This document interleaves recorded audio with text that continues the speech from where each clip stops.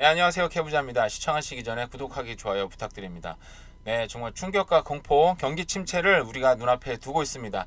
캐나다 기업들 정리해고 칼바람, 고물가로 매출이 감소했고요. 그리고 운영비 급증, 인건비가 정말 많이 들어가요, 요즘에. 그리고 웬만한 스몰 비즈니스 같은 경우에는 특히 뭐 스시집 같은 경우 음식점 장사하시는 분들 요즘 걱정하는 게 재료비가 너무 많이 든다 걱정하더라고요.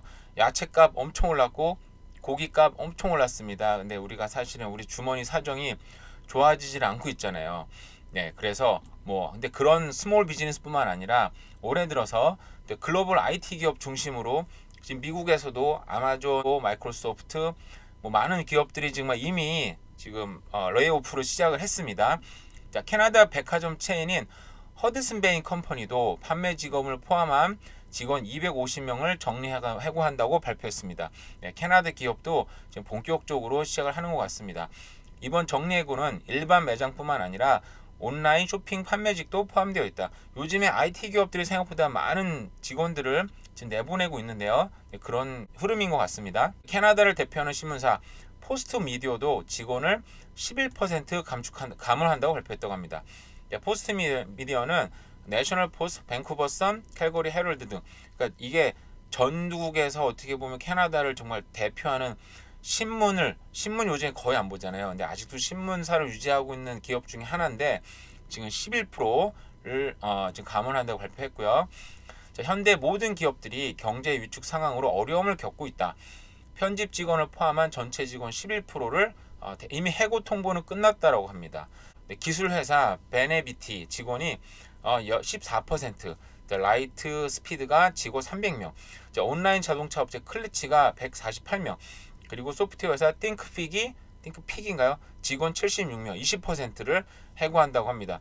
사실은 제가 아직 갖고 온 건 이 기사뿐인데 그 전에도 이미 정말 많은 기업들이 해고를 한다고 지금 발표를 했어요. 제가 그 기사를 보지는 않았지만 갖고 오지는 않았지만 네, 그래서 본격적인 경기 침체가 시작이 되는 것 같습니다. 정말 근데 이게 정말 무서운 게 단순히 경기 침체뿐만 아니라 이자율이 지금 엄청나게 올랐잖아요. 지금 캐나다 주민들의 한 60%가 변동이자 금리에 직접적인 영향을 받는다고 했습니다.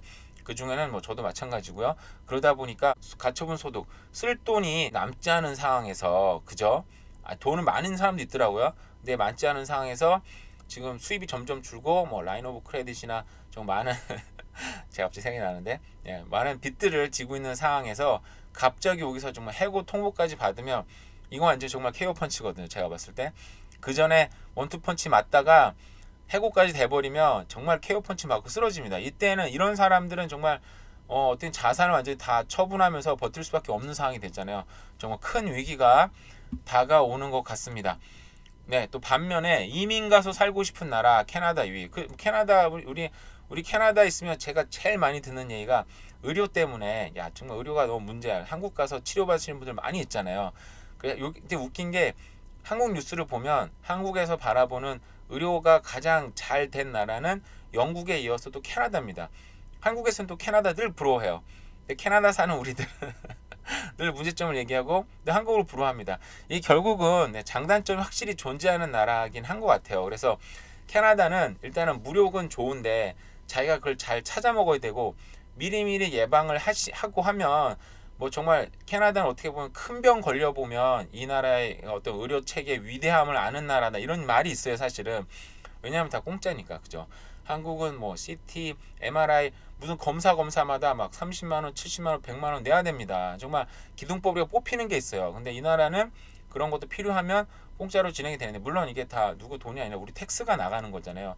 자기가 정말 우리가 지혜롭게 어떤 의료 혜택을 누리는 것도 하나의 이민 생활의 큰 팁인데 어쨌든 미국에 이어서 2등을 했다고 합니다. 좀 미국 1등 하는 게 의외지 않습니까? 그죠? 우리 옛날에는 우리가 1등 하면은 뭐 호주나 아니면 스위스 막 이런 나라 나왔던 것 같은데 의외로 세계 최강국이 미국이 나왔습니다. 근데 웃긴 건 미국에 가고 싶어 하는 건 정말 전 세계가 공통인 것 같아요.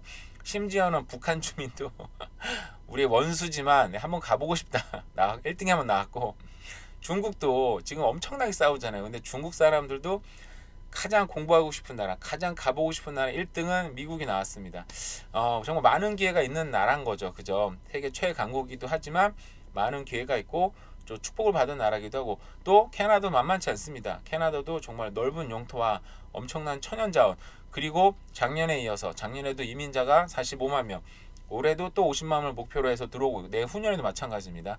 제 주변에도 한국에서 또 캐나다 이민 오고 싶은 분들이 좀 있거든요. 뭐 제가 다 아는 건 아니지만 그 정도로 여전히 캐나다는 우리 교민들이 많이 보실 텐데, 우리 캐나다는 정말 세계에서 이민을 가고 싶은 나라 두 번째 나라, 가장 축복받은 두 번째 나라를 살고 있습니다. 거기는 자부심을 또 갖고 살아도 좋을 것 같아요.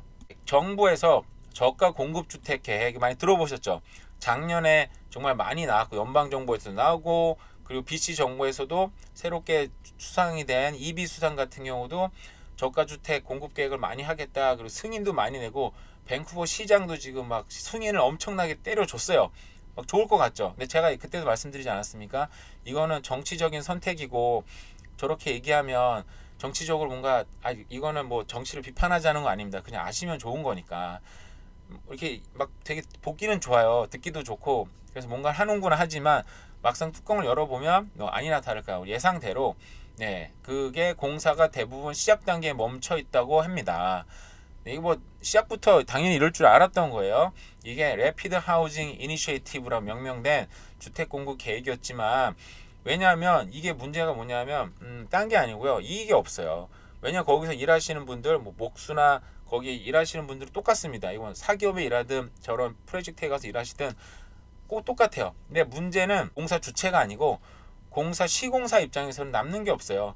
뭐 이거 정부에 추진하는 거니까 돈은 받고 시작을 하는 건데, 일반 시공사 같은 경우는 자기네 프로젝트를 하면 집을 받아서 땅을 사서, 물론 리스크가 굉장히 크죠. 땅을 사서 분양을 해서 팔면 거기에 리스크도 크지만 거기서 오는 이익도 큰데, 이런 시공사 같은 경우 돈 받아서 집 짓는 건데 사실은 그냥 뭐 돈이 딱 한정된 정부니까 당연히 좀 싸게 짓겠죠, 상대적으로. 그러다 보니까 이익도 없는 거예요. 그래서 빨리빨리 열심히 할 필요가 없는 거죠. 이게 어떻게 나쁜 일일 수도 있는 건데, 어쨌든 공급 차질, 그리고 건설 자재 비용 및 기상 악화, 그리고 인건비 상승도 있겠죠. 여기에 대한 여러 가지 문제점을 지금 했기 때문에 공사가 대부분 멈췄다. 그래서 또다시 초반에 25 예산, 이 20억 달러 아닌가요? 어쨌든 엄청 어마어마한 큰 돈이 투입됐고, 거기에 또 안 돼서 거기에 다시 또 2차, 3차 승인 계획 세우고 공급 완료와 별개로 또 여러 가지 또 추진한다고 합니다. 뭐 그렇습니다. 이런 것들은 말은 많고, 한국도 마찬가지예요. 이렇게 말은 많고 뭔가 대단하게 추진하는 것 같지만 실제로 뚜껑 열고 보면 뭐 특별한 건 없다. 중간에 돈이 많이 새기도 하고요. 그런 거는 뭐 캐나다든 한국이든 다 비슷한 것 같습니다. 로월 메인랜드 BC주 부동산 시장 가치의 72%를 차지합니다. 생각보다 적은 거 아닌가요? 왜냐하면 BC주 같은 경우에는 한번 이거 나온 김에 뭐 다 아시겠지만 한번 뭐 재미삼아 또 보는 거니까. 지금 이 시간까지 지금 제 유튜브를 보는 분들 많지 않습니다. 대부분 이 시간 되면은 끊고 넘어가시는 분들이 많으니까. 이 BC주가 이렇게 있잖아요. 아시지만 재미로 보면, 저는 지도 보는 게 취미라, BC주 메인랜드가 여기 있습니다. 여기 끝에 살짝 걸려 있어요. 그죠? 다 아시다시피 북쪽과 그리고 서쪽에는, 남쪽에도 국경과 바다로 다 막혀 있습니다. 산으로 다 막혀 있어요. 유일하게 뚫리는 데는 이 프레이저 리버를 따라서 쭉쭉쭉쭉 우리가 서쪽으로 개발될 수밖에 없는 건데, 동쪽이네요. 동쪽으로 개발될 수밖에 없는 건데, 요 부분이 작은 부분이죠. 전체에 비하면 BC주가 얼마나 큽니까? 이렇게 큰 부분에 이 작은 부분이 전체 부동산 가치의 70%를 차지한다고 하는데, 저는 생각보다 낮다고 생각했어요. 90%가 아닌가? 왜냐면 그 뒤로는 아무것도 없으니까. 아무것도 없는데 생각보다 적게 차지했구나라는 생각을 했고요. 감정원에서 발표한 자리니까 정확하겠죠, 아무래도. 밴쿠버 광역시는 단독주택과 아파트 경우에는 대부분 주택 소유자가 약 99%의 가치 상승을 이뤄냈고요. 그 프레이저 밸리 같은 경우 10%를 작년에 비해서 여전히 가치가 높다고 합니다. 우리가 고점 대비 지금 15% 떨어진 거고, 고점 대비 20% 떨어졌다고 하지만 지금 여전히 작년보다 높은 상황이, 이보다 더 떨어진다 그래도 가격이 많이 떨어질까라는 생각이 굉장히 많이 들긴 해요. 그럼 개인적인 소망이기도 하죠. 어쨌든 하지만 경기 침체가 많이 되고, 또 어쨌든 뭐 가능성은 있습니다. 우리가 계속 부동산 시장은 예의주시해서 봐야 되겠죠. 도시와 시골 간 식품값의 차이가 많이 난다고 합니다. 전문가들은 운송 비용, 업체 간 경쟁, 도시에서는 경쟁이 심하지만 시골에서는 경쟁이 심하지 않잖아요. 그죠? 그러다 보니까 여전히 가격이 높다. 이걸 다른 얘기를 보면 우리는 밴쿠버에 도시에 살고 있지만 우리가 한국 그런 식품들은 굉장히 비싸게 사지 않습니까? 그죠? 물론 여기 여러 가지 업체들이 있긴 하지만 과연 얘들이 경쟁을 하는가? 한국 판매점, 한국 슈퍼마켓들이 과연 경쟁을 하는가는 좀 생각을 해봐야 되는 건데 더 많이 생겨서 경쟁하면 좋은데 그죠? 많지 않은 것 같아서 경쟁이 심하지 않아서 우리는 한국에 비하면은 우리는 한국 물건은 시골처럼 멀리서 사는 거잖아요. 그만큼 운송비 여러 가지 뭐 인건비 들어가다 보니까 비싸게 사고 있다. 뭐 그렇게 생각하시면서 이해가 되시나요? 그죠?